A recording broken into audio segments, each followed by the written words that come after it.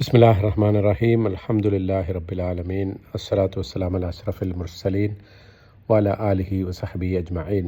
ബഹുമാനരായ സഹോദരന്മാരെ, അസ്സലാമു അലൈക്കും വറഹ്മത്തുള്ളാഹി വബറകാതുഹു. അള്ളാഹു വെറുക്കുന്ന ഒരു സംഗതിയാണ് അഹങ്കാരം എന്ന് പറയുന്നത്.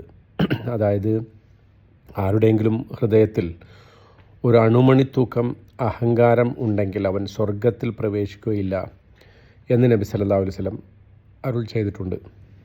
ലാ യദ്ഖുലുൽ ജന്നത മൻ കാന ഫീ ഖൽബിഹി മിസ്ഖാലു ദർറത്തിൻ മിനൽ കിബർ. അഹങ്കാരത്തിൻ്റെ ഒരു അണുമണി തൂക്കം എങ്കിലും ഉണ്ടെങ്കിൽ അവൻ സ്വർഗത്തിൽ പ്രവേശിക്കില്ല എന്നതാണ് അതിൻ്റെ അർത്ഥം. അതായത് ഒരു നിഷേധാത്മകമായ അർത്ഥമാണ് എപ്പോഴും അഹങ്കാരത്തിനുള്ളത്.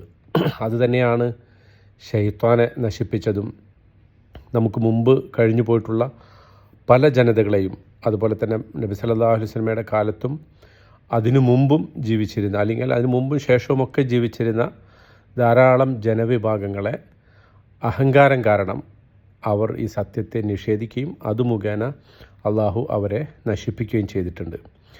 എന്നാൽ ചില സംഗതികളിൽ, ചില മേഖലകളിൽ, ചില വിഷയങ്ങളിൽ ഈ നമുക്ക് അഹങ്കാരം എന്ന് തോന്നിയേക്കാവുന്ന, എന്നാൽ അത് നല്ല ഗുണങ്ങളെ പ്രോത്സാഹിപ്പിക്കുകയും അതുവഴി അള്ളാഹുവിന് ഇഷ്ടമാവുകയും ചെയ്യുന്ന തരത്തിലുള്ള ചില ആത്മാഭിമാന സ്വഭാവമുള്ള പ്രവർത്തനങ്ങളുണ്ട്. അതിനെ നമുക്ക് അഹങ്കാരം എന്ന് വിശേഷിപ്പിക്കുന്നതിനേക്കാൾ നന്നാവുക ഒരു അഭിമാനം തോന്നുന്ന പ്രവർത്തനങ്ങൾ എന്നുള്ളതാണ്. അതായത് സ്വാഭിമാനം, സ്വന്തത്തോട് തന്നെ ആ പ്രവർത്തിക്കുന്നത് ഇഷ്ടം ഉള്ളതായിട്ട് അനുഭവപ്പെടുക, അത് മറ്റുള്ളവർക്ക് വേണ്ടി അത് കാണിക്കുകയും ചെയ്യാൻ അത് അള്ളാഹു സുബ്ഹാനഹു തആല അനുവദിച്ച ചില സംഗതികളുണ്ട്.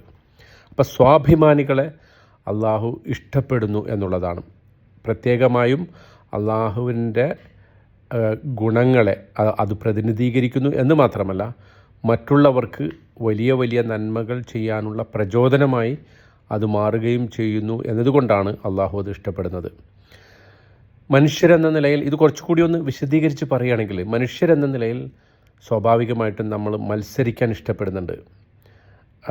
അതുകൊണ്ട് തന്നെ സഹാബികളുടെയോ അതുപോലെ തന്നെ മൊത്തത്തിൽ വിശ്വാസികളുടെ സമൂഹത്തിൻ്റെയോ ആ മത്സര സ്വഭാവത്തെ അള്ളാഹു അംഗീകരിക്കുന്നുണ്ട്. എന്ന് പറഞ്ഞാൽ ആ മത്സരം, തങ്ങളുടെ മത്സര ബുദ്ധി അള്ളാഹുവിൻ്റെ പ്രീതിക്ക് വേണ്ടി മത്സരിക്കുക എന്ന കാര്യത്തിലേക്കാണ് അള്ളാഹു തിരിച്ചുവിട്ടത്. ഉദാഹരണത്തിന് സ്വർഗത്തെക്കുറിച്ച് പറയുമ്പോൾ, സ്വർഗത്തിന് വേണ്ട പ്രവർത്തനങ്ങളെക്കുറിച്ച് പറയുമ്പോൾ അള്ളാഹു പറയുന്നുണ്ട്, വഫീ ദാലിക ഫൽയതനാഫസിൽ മുത്തനാഫിസൂൻ. ഈ സ്വർഗത്തിൻ്റെ വിഷയത്തിൽ, സ്വർഗം നേടുന്ന വിഷയത്തിൽ, നന്മയുടെ വിഷയത്തിൽ അവർ പരസ്പരം മത്സരിക്കട്ടെ. സാബിഖും ബിൽ ഖൈറാത്ത്, സാബിഖു ഇലാ മഗ്ഫിറത്തിൻ മിർ റബ്ബിക്കും വജന്നത്തിൻ അർളുഹാ കഅർളിസ് സമാ വസാരിഉ ഇലാ മഗ്ഫിറത്തിൻ മിർ റബ്ബിക്കും വജന്നത്തിൻ അർളുഹസ് സമാവാതു വൽ അർദ് എന്നൊക്കെ ധാരാളം ഖുർആനിക വചനങ്ങൾ തന്നെ ഈ ഒരു മത്സര സ്വഭാവത്തെക്കുറിച്ച് സത്യവിശ്വാസികളെ പ്രേരിപ്പിക്കുകയാണ്. നിങ്ങൾ സ്വർഗത്തിലേക്ക്, അള്ളാഹുവിൻ്റെ പാപമോചനത്തിലേക്ക് മത്സരിച്ച് മുന്നേറുക, നന്മകൾ ചെയ്യുന്നതിൽ മത്സരിച്ച് മുന്നേറുക. അപ്പോൾ ആ അള്ളാഹുവിൻ്റെ പ്രീതി മുൻനിർത്തി നാം മത്സരിക്കുകയാണെങ്കിൽ ഈ പറഞ്ഞ അഭിമാനത്തിന്, സ്വാഭിമാനത്തിന് ചിലപ്പോഴൊക്കെ നല്ല അർത്ഥങ്ങൾ കൈവരുന്നു. എന്നാൽ അത് വളരെ പരിമിതവും പ്രത്യേക സാഹചര്യങ്ങളിൽ മാത്രം പരിമിതവുമാണ് എന്ന് നമ്മൾ മനസ്സിലാക്കണം. ഉദാഹരണത്തിന് ഒരു സദസ്സിലിരിക്കുന്ന ഒരാളെക്കുറിച്ച് നബി സല്ലല്ലാഹു അലൈഹി വസല്ലം സംസാരിച്ചത് കാണാം. അവിടെ നബി സല്ലല്ലാഹു അലൈഹി വസല്ലം അഭിമാനം, സ്വാഭിമാനം എന്ന ആ അർത്ഥത്തിലുള്ള വാക്ക് ഉപയോഗിച്ചിട്ടില്ലെങ്കിലും പറഞ്ഞതിൻ്റെ ചുരുക്കം ഇതാണ്: ഒരു സദസ്സിലിരിക്കുന്ന നല്ല ശക്തനായ ഒരു മനുഷ്യൻ, അതായത് കരുത്തനാണ്, അയാൾക്ക് മറ്റുള്ളവരെയൊക്കെ നേരിടാനുള്ള ഒരു ശക്തിയും കരുത്തുമുണ്ട്. അത് വാക്കുകൾ കൊണ്ട് പ്രകടിപ്പിക്കാനും ശാരീരികമായി അത്തരം കരുത്ത് പ്രകടിപ്പിക്കാനും സാധിക്കുന്നു. പക്ഷെ അവിടെ ആ സദസ്സിൽ മറ്റാളുകൾ അള്ളാഹുവിന് ഇഷ്ടമില്ലാത്ത കാര്യങ്ങൾ സംസാരിക്കുന്നത് ഇയാൾ കേൾക്കുകയും അവിടെ അസത്യമോ പരദൂഷണമോ ഒക്കെ നടക്കുമ്പോൾ ഇദ്ദേഹം മിണ്ടാതിരിക്കുകയും ചെയ്യുന്നു എന്ന് കരുതുക. അങ്ങനത്തെ ഒരാളെക്കുറിച്ച് നബി സല്ലല്ലാഹു അലൈഹി വസല്ലം പറയണം, അയാൾ പുനരുദ്ധാന നാളിൽ പരലോകത്ത് എല്ലാവരും ഉയർത്തെഴുന്നേൽപ്പിക്കപ്പെടുമ്പോൾ അയാളും ഉയർത്തെഴുന്നേൽപ്പിക്കപ്പെടും. എന്നിട്ട് അള്ളാഹു സുബ്ഹാനഹു തആല അദ്ദേഹത്തോട് ചോദിക്കും, അവിടെയുള്ള ആളുകൾ ഇത്തരം കാര്യങ്ങൾ പറയുന്നത് കേട്ടിട്ടും നീ എന്തുകൊണ്ട് ഒന്നും മിണ്ടിയില്ല എന്ന് ചോദിക്കും.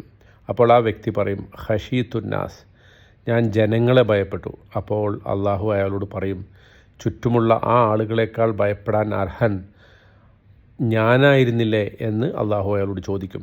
വല്ലാഹു അഹഖു ബിൽ ഖൗഫ് അല്ലെങ്കിൽ ബിൽ ഖശ്യ. അള്ളാഹു മറ്റ് മനുഷ്യരെക്കാൾ അള്ളാഹു അല്ലേ, അള്ളാഹു അഹഖു അൻ തഖ്ശൗഹു എന്ന് ഖുർആനിൽ അള്ളാഹു ചോദിക്കുന്നുണ്ട്.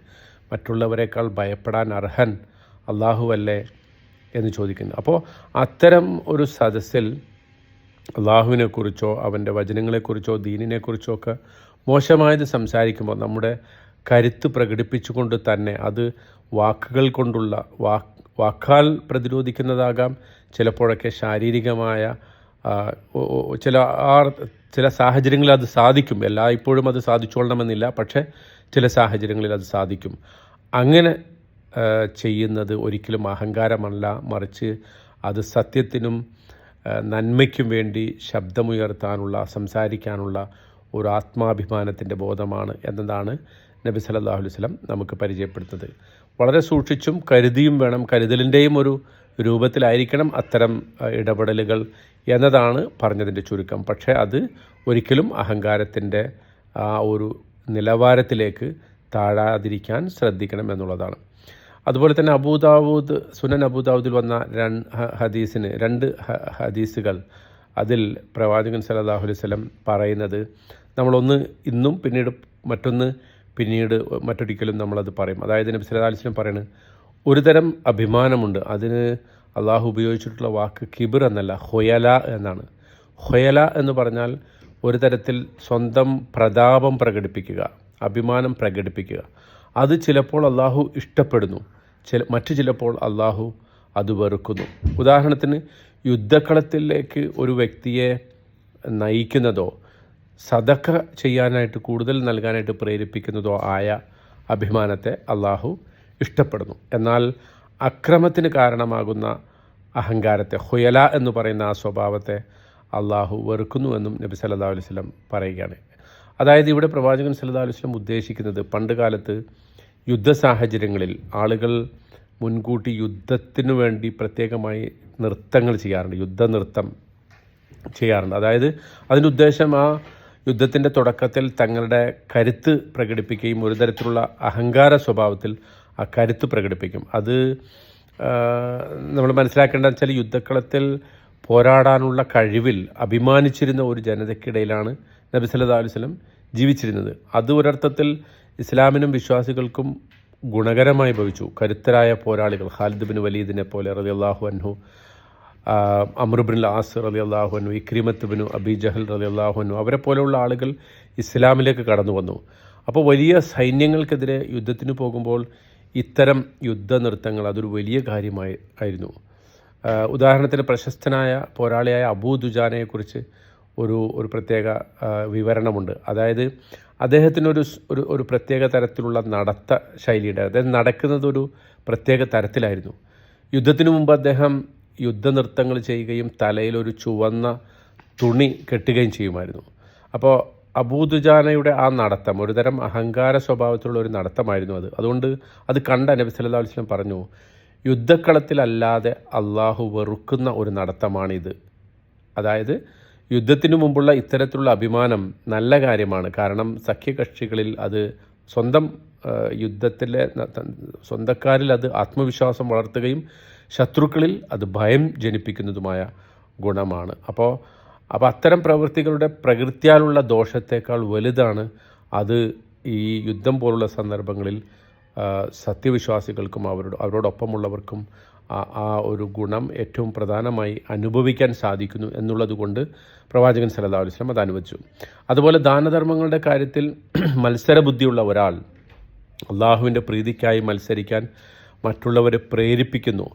അത് മറ്റുള്ളവരെ കുറ്റബോധം ഉള്ളവരാക്കാനോ അല്ലെങ്കിൽ മോശം ഉദ്ദേശങ്ങളോടെയോ ഒക്കെ ഒരാൾ വീമ്പിളൊക്കെ ആണെങ്കിൽ ആ ദാനധർമ്മത്തിലെ മത്സരബുദ്ധി മോശമാണ്. എന്നാൽ മറ്റുള്ളവരെ പ്രേരിപ്പിക്കാനാണെങ്കിൽ ആ മത്സരബുദ്ധി നല്ലതുമാണ് എന്ന് നബി സല്ലല്ലാഹു അലൈഹി വസല്ലം പറയുന്നുണ്ട്. ഉദാഹരണത്തിന്, ഒരാൾ മറ്റുള്ളവരെക്കാൾ ഉദാരമതിയായി കാണപ്പെടാൻ ആഗ്രഹിക്കുന്നു, എന്നിട്ട് ദാനം ചെയ്യുന്നു, അതിന് പ്രേരിപ്പിക്കുകയാണെങ്കിൽ അത് ഈഗോ, ഒരു അഹന്തയുടെ പ്രശ്നമായി മാറുകയും അത് മോശമാവുകയും ചെയ്യും. എന്നാൽ മറ്റുള്ളവരെ നന്മയ്ക്ക് പ്രേരിപ്പിക്കുന്ന ഒരു തരം അതിനു വേണ്ടിയിട്ടുള്ള മത്സരബുദ്ധിയോടെയാണ് ഒരാൾ ദാനധർമ്മങ്ങൾ നിർവഹിക്കുന്നതെങ്കിൽ അത് നല്ല കാര്യമായിട്ട് നബി സല്ലല്ലാഹു അലൈഹി വസല്ലം രേഖപ്പെടുത്തുകയാണ്. അതുപോലെ തന്നെ ഗോത്രമഹിമ, തൻ്റെ സ്വന്തം തറവാടിൻ്റെ കാര്യമൊക്കെ ഇങ്ങനെ വിളിച്ചു പറയുന്നത് ഭീകരമായിട്ടുള്ളൊരു സംഗതിയാണ്. എന്നാൽ നല്ല കാര്യങ്ങൾ ചെയ്യുന്നതിൽ മത്സരിക്കാൻ, ഗോത്രങ്ങളെ പ്രോത്സാഹിപ്പിക്കാൻ പ്രവാചകൻ സല്ലല്ലാഹു അലൈഹി വസല്ലം അത് അനുവദിച്ചിട്ടുണ്ട്. അബൂബക്കർ റളിയല്ലാഹു അൻഹുവും ഉമർ റളിയല്ലാഹു അൻഹുവും നന്മ ചെയ്യുന്നതിൽ പരസ്പരം മത്സരിച്ചത് അത്തരത്തിലാണ്. ചുരുക്കത്തിൽ നമ്മൾ അള്ളാഹുവിൻ്റെ മാർഗത്തിൽ മുന്നോട്ട് പോകാനും സേവനം ചെയ്യാനും കൂടുതൽ ദാനം ചെയ്യാനും നന്മയിൽ മത്സരിക്കാനുമായിരിക്കണം ലക്ഷ്യമിടേണ്ടത്. അതാണ് അള്ളാഹുവിൻ്റെ പ്രീതി നേടുന്നതിനായിട്ടുള്ള അഭിമാനബോധം. അത് നല്ലതാണ്. അതൊരു നല്ല ഉദ്ദേശത്തിലും ലക്ഷ്യത്താലും നയിക്കപ്പെടുന്നതാണ്. അതിൻ്റെ ഫലവും നന്മ തന്നെയാണ്. എന്നാൽ ഒരാൾ മറ്റൊരാളെ ഉപദ്രവിക്കാൻ തുടങ്ങുന്നതോ അതല്ലാത്ത രൂപത്തിൽ അഹങ്കാരിയാകുന്നതോ ലക്ഷ്യം മറന്ന് അള്ളാഹുവിന് ഇഷ്ടമില്ലാത്ത രീതിയിൽ പ്രവർത്തിക്കുന്നതോ ആയ അഹങ്കാരത്തെ അള്ളാഹു ഇഷ്ടപ്പെടുന്നില്ല.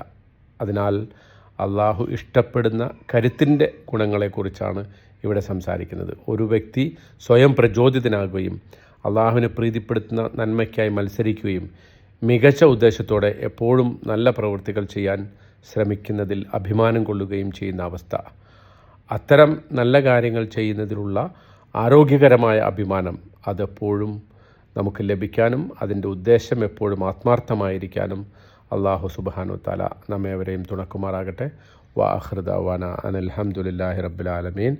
അസ്സലാമു അലൈക്കും വറഹ്മത്തുള്ളാഹി വബറകാതുഹു.